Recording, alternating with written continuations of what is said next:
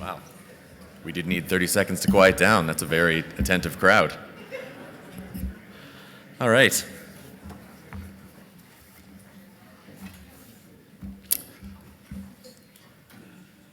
Good morning. Welcome to Halifax. You got typical maritime spring weather. Apologies for those of you that are not from here. My name's Mike Davis. I am the co-founder of Davis Pier, which is a Kainos group company and the head of public sector and healthcare for Kainos in Canada. I'm very, very pleased to welcome everybody to the first AICon Canada event, a sold-out event. So give yourselves a round of applause.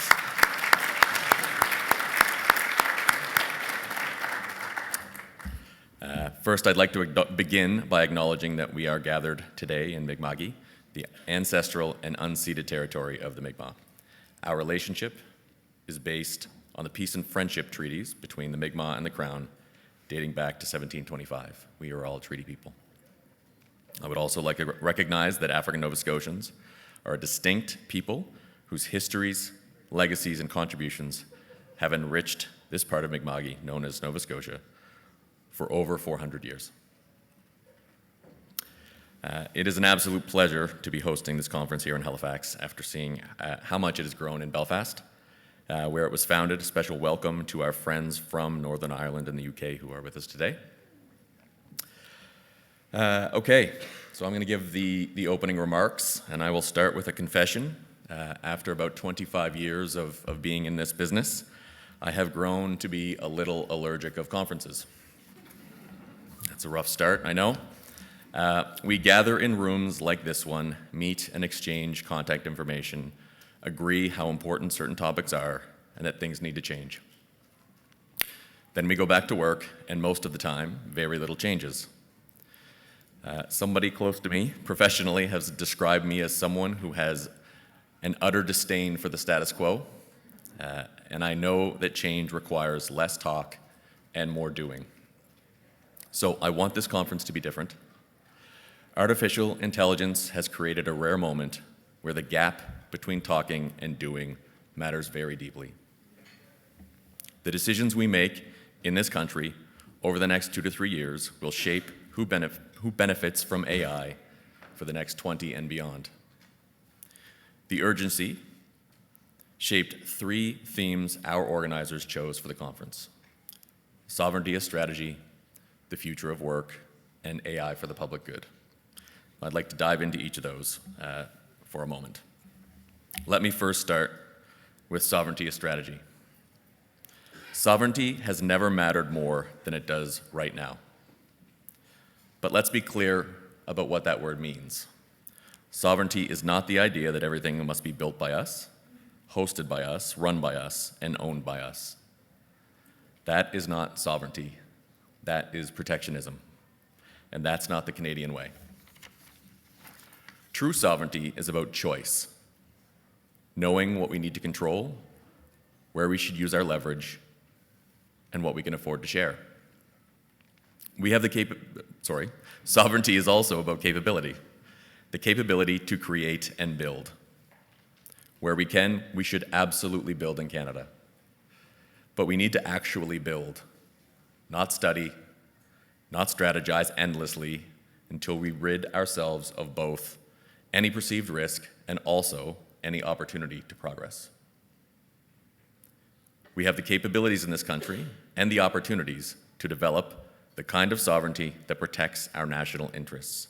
Now we need to use them to achieve our economic and social ambitions.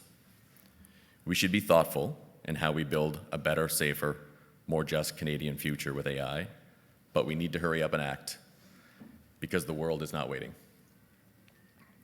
From sovereignty to the people who actually do the work.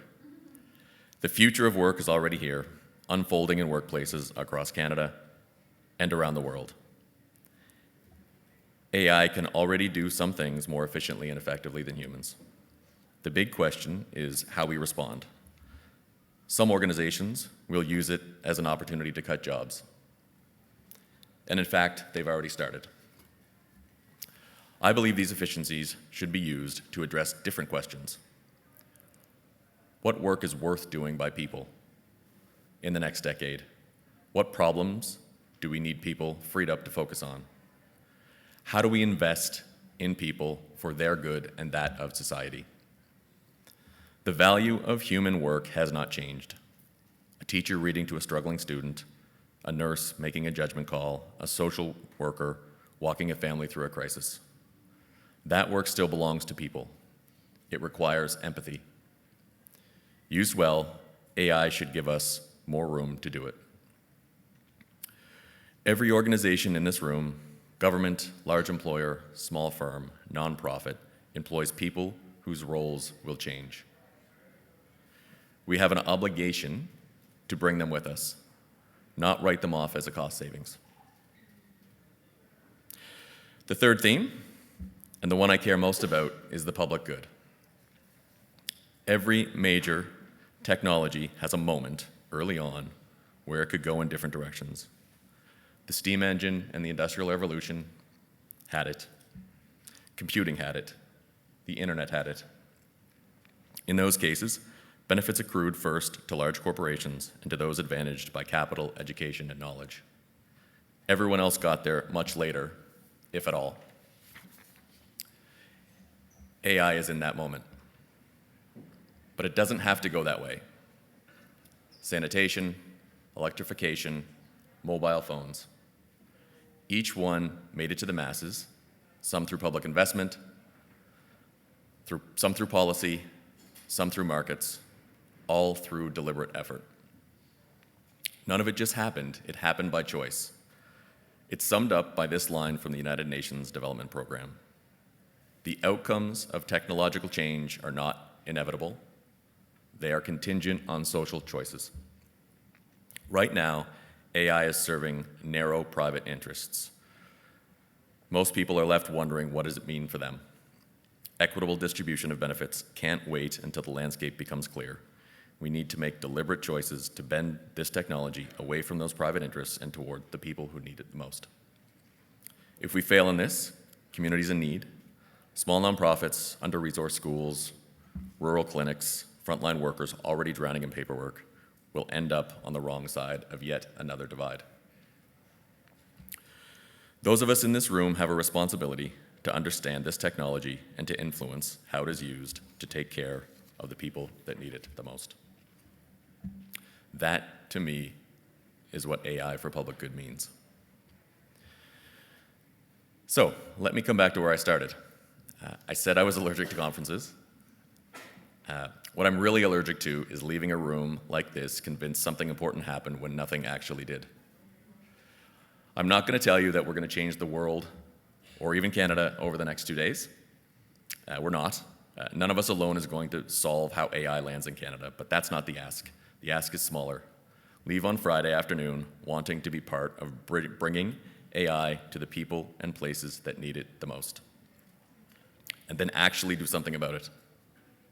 Actually do something about it. Not something perfect, just do something. If a few hundred of us go home and do that, it will add up to real change, and that's how we start to make real change. Thank you so much for being here and being part of AICon Canada.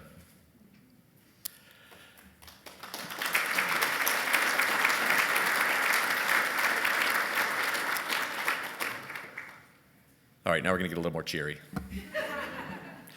Before I move on to welcome our first guest, Minister Balzer, I want to thank the sponsors who helped make this event possible and who have helped create the conditions for the right conversations, partnerships, and actions to begin. Snowflake, Invest Nova Scotia, Rigel Consulting, Digital Nova Scotia, the Tribe Network, Atlantic Technological University, joining us from Belfast, and of course, Kainos. Thank you very much for helping bring people together around a shared goal.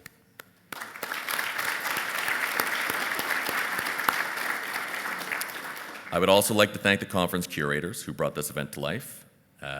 Josh Lee, Sam Licio, Mihad Ul-Haq, Matt Cooper, Kyle Thompson, and Natasha Clark, and others that I know have contributed, Frank McKinnon, Sean McKinley, Carrie McWilliams, Frank Rizitz, Gareth Workman, Tom Gray, and Aslan Events, Conlon and Amy, I said to Conlon on my way in, Conlon and Amy are based in Belfast, and I thought it was a very odd thing and probably impossible to have somebody in Belfast plan a conference in Halifax. I was proven very wrong.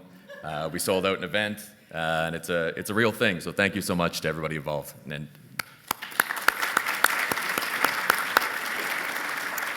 all right, and with that, it's my pleasure to introduce someone who's helping to shape the future here in Nova Scotia.